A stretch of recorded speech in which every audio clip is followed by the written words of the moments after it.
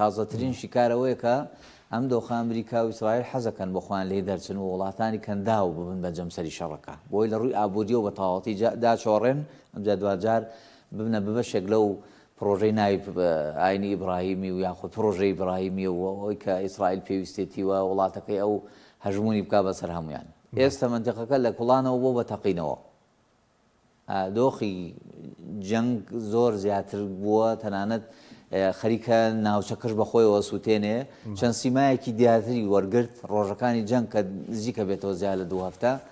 زیاتر ئەم سیمانەی دەرکەوت. یەکەمیان جەنگەکە تەکنۆلۆژیا تیا زاڵە نەک سەرباز و تەقە و فیشک. من دوێنێ بینیم لە هەندێک وڵات بە تایبەت وڵاتانی خەری زۆر جێی پێکەنین بوو بەڕاستی تازە نمایشی سەربازی و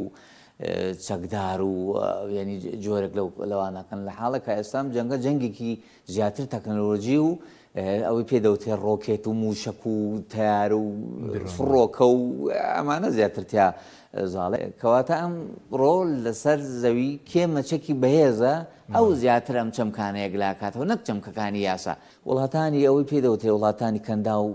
چەند بوونەتە قوربانی و بەشێک لە ینی سووتوی شەڕەکان بەرەکەوێت جۆرێک لە بەڕاستی مەترسیەکانی جەنگیان بەرەکەوێت کەچی هەتا ئێستا بە بێدەنگی ماونەتەوە.